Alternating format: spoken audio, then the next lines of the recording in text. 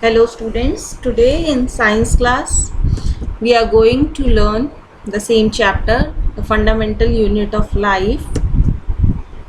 As in this chapter till now we are reading about different cell organelles, so we are going to continue, and today we will learn about a cell organelle, plastid. Plastids are those cell organelles which are present only in plant cells and they are usually absent in animal cell.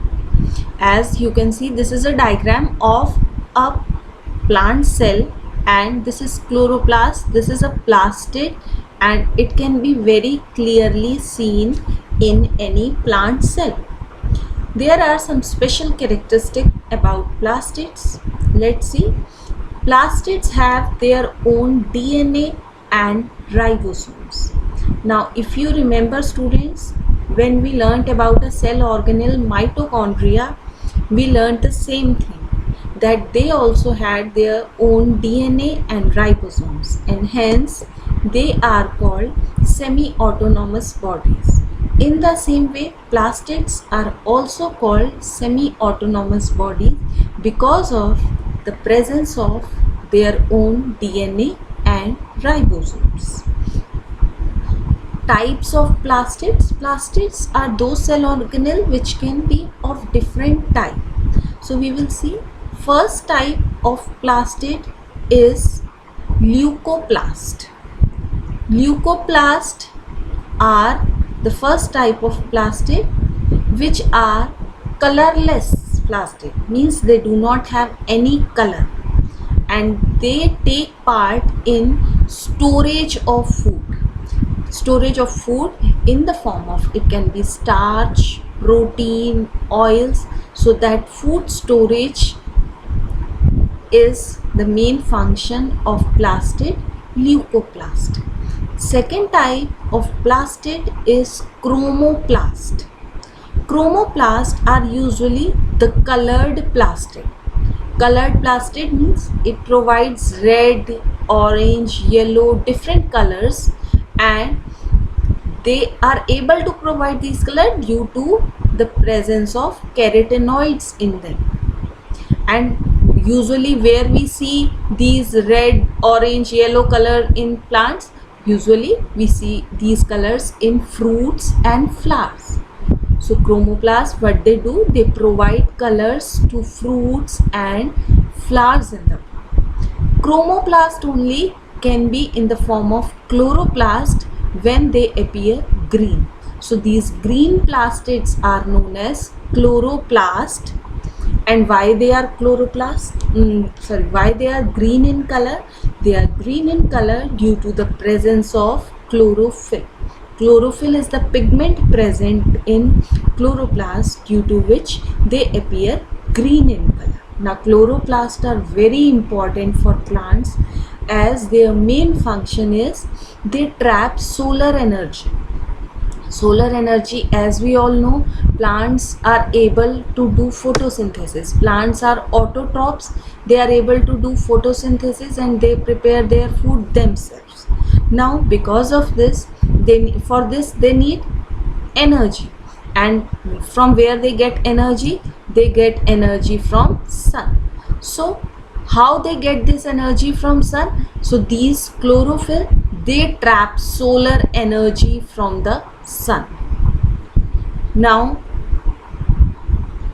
we will see the structure of chloroplast. This is a structure of chloroplast. We will see. Now if you remember students, we learned about single membrane, double membrane, membraneless cell organelles. So in double membrane cell organelle there were two. One was mitochondria and second one was chloroplast or the plastid. So we can see here, this is the structure of chloroplast, which is a type of plastid, and it has two membranes, outer membrane and inner membrane. So these two membranes are present in chloroplast. There are some other parts. Let's see. Now it has a colorless ground matrix which is called stroma. So this as you can see, in diagram it is represented by this yellow color. So as matrix of cell is called cytoplasm, matrix of nucleus is called nucleoplast. In the same way, matrix of chloroplast is called stroma. Now you can see these green color structures. These green color structure in chloroplast are called grana, and singular one is known as granum. These are all together we can call them grana, and the singular one is known as granum. Now you can see each granum, it consists of these stack of flat sacks. You can compare like one sack, you can think like a coin. 1, 2, 3, suppose you have 5, 6 coins and you have placed them on one by one. So in the same way, these you can think one coin, second coin, third coin, these are placed like this. So they are forming a stack, and each coin like structure here, this is known as thylakoid. So like suppose this is one granum which contains 1, 2, 3, 4, 5 thylakoid. Okay, so this singular round structure is known as thylakoid. This complete stack is known as granum, and all these together known as grana. Okay, and these grana, these singular these granum, they are connected to each other through these lamella. These are the lamella which are connecting granum. So in this way, this is the complete structure of chloroplast.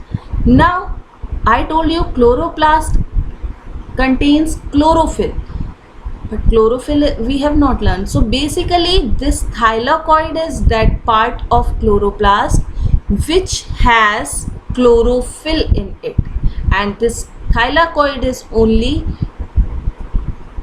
trapping the solar energy due to the presence of chlorophyll. So chlorophyll is present where? It is present on the thylakoid, and it is trapping the solar energy. And because of this, as it is this chloroplast which is trapping solar energy, and hence photosynthesis is occurring here. So photosynthesis means it is manufacturing food. So chloroplast is known as kitchen of the cell. Now usually in our home where we cook food, in kitchen. Kitchen is the place where food is prepared. In the same way, in the cell where food is prepared, in chloroplast. Hence chloroplast is called the kitchen of the cell. Now the next cell organelle we are going to read, that is centrosomes. This is the structure of centrosome, and centrosomes are small non-membranous organelles which are usually present only in animal cell. In some of the lower level plant cell they can be present, but usually it is absent in plant cell, and in animal cell they lie near the nucleus, and it has a structure which contains 2 centrioles. Now what are centrioles? Centrioles are hollow and cylindrical tube-like structures. As you can see, these tube-like structures, these are hollow tube-like structures, and these 2 centrioles lie at 90-degree angle or the right angle to each other. This is centrosome.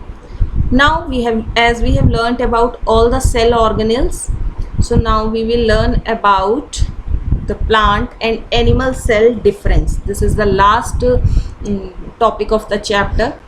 We have learned about different cell organelles, and we have seen that some are present in plant cells, some are absent in animal cells. So based on that, we will see a complete difference between plant cell and animal cell. First is, plant cells are usually larger in size and animal cells are comparatively smaller in size.